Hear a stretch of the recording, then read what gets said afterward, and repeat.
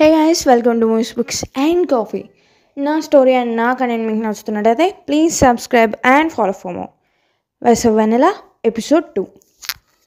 ఆ టైంలో లేవడమే అసలు మనుషులు లేస్తారు అని తెలియడమే కొత్త మీనాకి. అలాంటిది అప్పుడు స్నానమా, ఇదేదో కొత్త ప్రపంచంలో అనిపిస్తుంది మీనాకి. నేను చెయ్యను అని మొహం మార్చుకొని మంకు పట్టి ఆ మీనింగ్ మీనాకి, కరెక్ట్ మీనింగ్ నాకు తెలియకపోయినా అది పట్టుకొని మొండి ఘటనలా కూర్చుంది. కానీ స్నేహ బాగోదు నా మాట వినవే అంటూ బ్రతిమలాడేసరికి ఇక గట్టిగా అడుగులు వేస్తూ ఏడుపు డ్రామా చేస్తూ, అలాగైతేనేం తను కూడా మరి ఎవరో ఇంటికి వచ్చిన డ్రామా చేసే టైప్ కాదు కాబట్టి సైలెంట్గా వెళ్ళింది.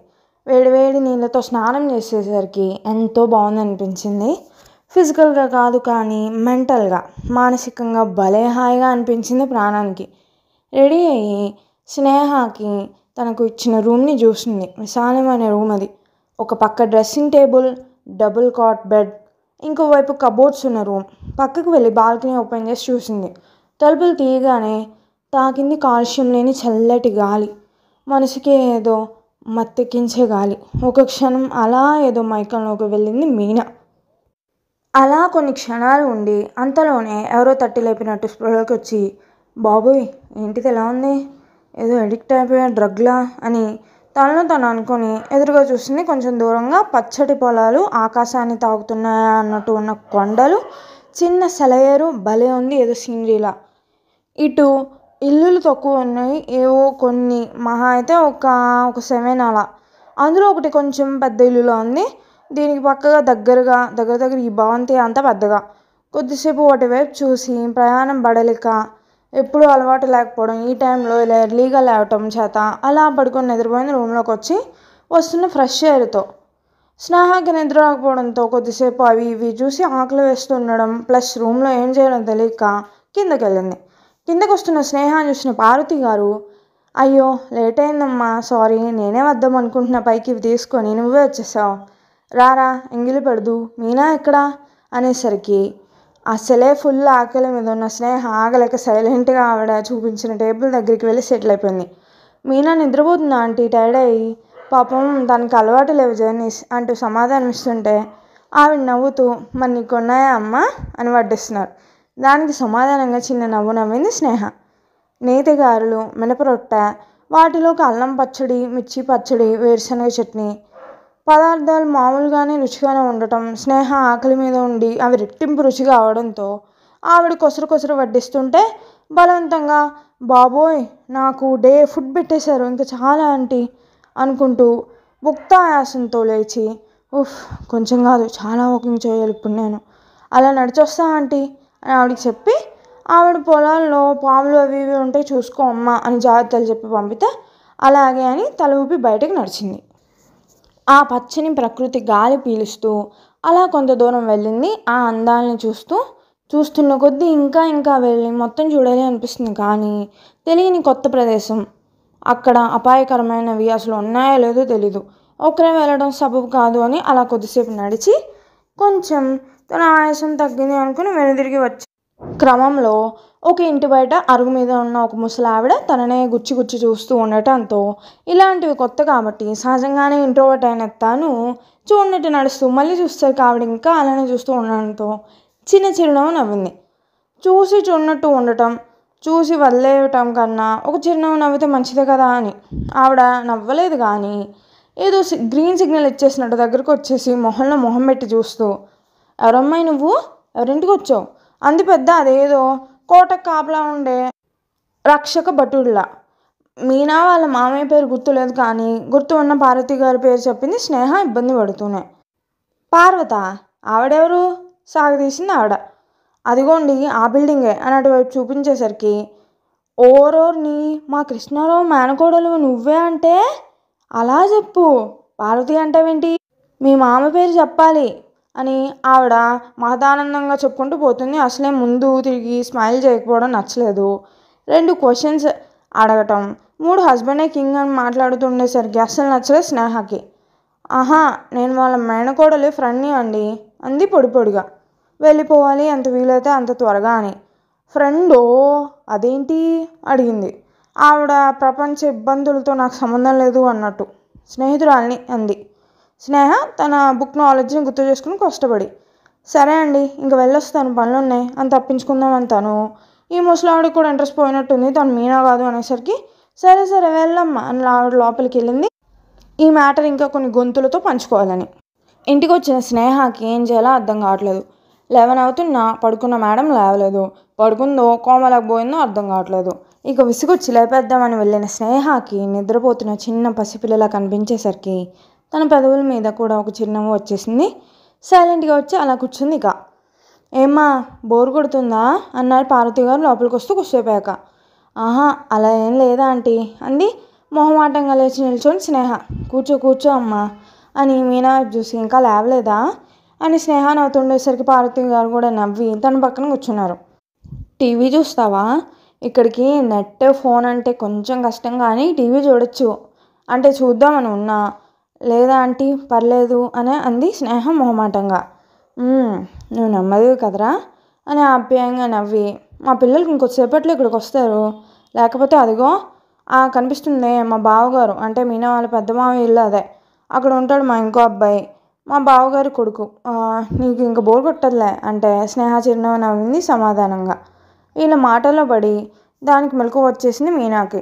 లేచి కూర్చుని పెద్దగా ఆలోచిస్తూ తను ఎక్కడ ఉన్నది ఏంటి అవి చూసి ఎదురుగా పార్వతి గారిని కూడా చూసి కొంచెం సిగ్గుగా ఫీల్ అయ్యి పరువు పోయినట్టు హిహిహి గుడ్ మార్నింగ్ అత్తయ్య అంది.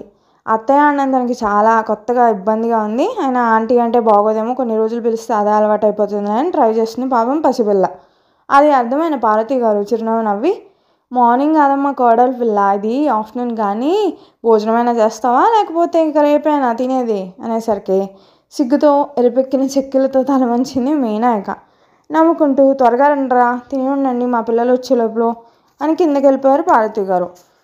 ఈడియట్ పరువు మొత్తం పోయింది ఫస్ట్ డేనే చీ అంటూ పిల్లు విసిరింది స్నేహ మీదకు మీనా. అని నవ్వుతుంది స్నేహ. ఆ నవ్వుకి ఇంకా ఎంబారసింగ్గా ఫీల్ అయ్యి గుర్రుగా మొహం పెట్టి బెడ్ మీద వాలింది మీనా సీలింగ్ని చూస్తూ. స్నేహ వచ్చి పక్కన పడుకొని ఫీల్ అయింది, చాలే కానీ కిడ్డో లేమ్మా లేద్దామా లంచ్ తిందు కానీ, ఆకలి లేదా అంటే ఓహ్ ఫుల్గా ఉంది ఆకలి అని బొజ్జ నిమ్ముకుంటూ 5 minutes వచ్చేస్తా అని వాష్రూమ్కి వెళ్ళింది మీనా. వీళ్ళు భోజనం చేస్తుంటే పార్వతి గారు తోటల్లో పొలాల్లో ఉన్న రామారావు కృష్ణరావు గారులకి క్యారేజ్లు ఇచ్చి పంపిస్తున్నారు పార్వతి గారు. అదేంటో ఆపుకోని క్యూరియాసిటీతో ఉన్న మీనా భోజనం దగ్గర నుండి లేచి పార్వతి గారి దగ్గరికి వెళ్ళి చూస్తుంది. స్నేహ వద్దని వాదించినా వినకుండా. అత్తయ్య ఏంటిది ఎవరికి క్యారేజ్? అయ్యో రే తినే దగ్గర నుండి లేవకూడదురా, పద పద వెళ్ళి తిను, ఈ క్యారేజ్ ఏం లేదు మీ మామయ్యలకు లే కానీ పద పద. అత్తయ్య నేను కూడా వెళ్తా తోటలోకి, చూడాలని ఉంది, ఎప్పుడో చిన్నప్పుడు చూసా.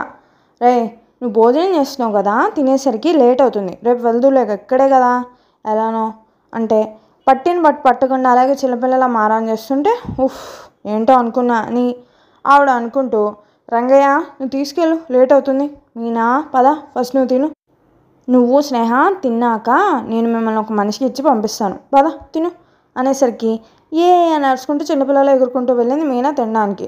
నవ్వుకుంటూ లోపలికి వెళ్ళారు పార్వతి గారు. భోజనం చేసి పార్వతి గారు ఇచ్చిన మనిషితో కలిసి బయలుదేరారు మీనా స్నేహ.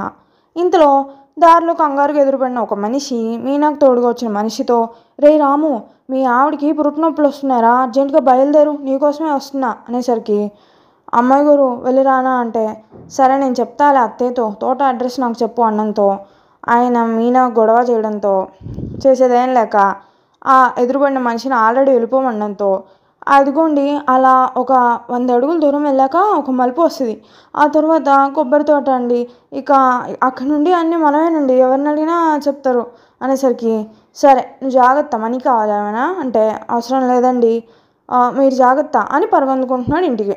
అది చూసి భలే క్యూట్ కదా అని నవ్వుకొని ఆ మనిషి చెప్పినట్టు స్టార్ట్ అయ్యారు ఇద్దరు. మలుపు దాటారో లేదో ఒక అందమైన కుక్కపిల్ల వీళ్ళ మీద అరవటం స్టార్ట్ చేసింది. దాంతో కొంచెం టెన్షన్ అయిన మీనా, హే చిచి బ్లడీ డాగ్ అంటూ దాన్ని భయపెట్టడానికి కింద ఉన్న కర్ర ఏదో తీసుకుంటూ భయపడదామని చేసే అంతలో అక్కడున్న చెట్టు మీద నుండి దిగాడు ఆ కుక్కపిల్ల యజమాని. హే ఏం చేస్తున్నావు అంటూ తన కుక్కపిల్లని కొంచెం తన దగ్గరికి లాక్కున్నాడు మెడలో ఉన్న బెల్ట్తో. నీ డాగ్ నా మీద అరుస్తుంది కనబట్టలేదా, కొత్త మనిషి దాని చోటుకు నువ్వు వచ్చినప్పుడు అది అరుస్తుంది. మనిషి కాదు కరవడానికి. నీ చెయ్యి నీ నోరు అదుపులో ఉండి మృదువుగా చెప్తే ఆగుతుంది. ముందు ఎవరితో ఎలా ఉండాలో నేర్చుకో. ఇంకోసారి నా కుక్కపిల్ల దగ్గర నీ చీ వినిపించిన చెయ్యి లేచిన మామూలుగా ఉండదు. ఒక్కటి నీది తప్పు, డాగ్ని ఇక్కడ పెట్టి. అఫ్కోర్స్ టెన్షన్ అవుతారు స్ట్రేంజర్స్. నువ్వు మర్యాద ఇవ్వడం ఆలోచించడం నేర్చుకో. చీ అంటూ ఉండేసరికి మనకెందుకురా ఎలాంటి వాళ్ళతో మాటలు, నువ్వు రారా అని ఆ డాగ్ని తీసుకుని వెళ్ళిపోయాడు తను. చెత్త వెధవా, ఈసారి కనిపించింది వాడికి ఉంది నా చేతుల్లో. ఏమైనా సేమ్ చెత్త బిహేవియర్ చేస్తే వాడు బాలకం అని తన కోపాన్ని తగ్గించుకోవడానికి ట్రై చేసింది. మీనా అటు ఇటు తిరగడం అలవాటు. ఇప్పుడు స్ట్రైట్గా వెళ్తావు. వాడు ఎలాంటి వాడు నాకు తెలియదు కానీ వాడి ఫేస్ చూసావా? రింగుల జుట్టు, ఆ హైట్, ప్రశాంతమైన ఫేస్. నీతో గొడవ పడుతున్నప్పుడు కూడా ఆ ఫేస్లో ప్రశాంతత భలే ఉంది. నాకైతే పోల్చకూడదు కానీ పాతాళ భైరవిలో ఎన్టీఆర్లా అనిపించాడు అని స్నేహ ఆ అబ్బాయిని గుర్తు చేసుకుంటూ చెప్తూ అయ్యాక మీనా వైపుకి తిరిగేసరికి పిచ్చిదాన్ని చూస్తున్నట్టుంది మీనా. మెంటల్, పోల్చకూడదు కానీ అని నువ్వే అన్నావు. పోల్చకు. పోల్చితే ఆయన ఫ్యాన్స్ వాళ్ళు వీళ్ళు వచ్చి కుమ్ముతారు నిన్ను. అయినా నువ్వు నా ఫ్రెండా వాడి ఫ్రెండా? తప్పు వాడి వైపు ఉంచుకొని అంత వెధవ ఓవర్ యాక్షన్ చేస్తూ అన్ని డైలాగ్స్ వేసిపోయింది వాడు. నువ్వేమో వాడికి సపోర్ట్ చేస్తావు. వాడిని ఇష్టపడుతున్నావా ఏంటి? వాడి నుంచి వస్తున్నావు ఊతగా. అలా ఏం కాదే, నాకు కనిపించింది చెప్పా అంతే పదా అంటూ నీచి నాకు వచ్చింది అని రియలైజ్ అవుతున్నట్టు అనేసరికి అని స్నేహ వాళ్ళకాలన్నీ చూస్తూ ఆలోచిస్తూ స్నేహ వెనకాల నడుస్తుంది Meena. So that's it for today's episode guys.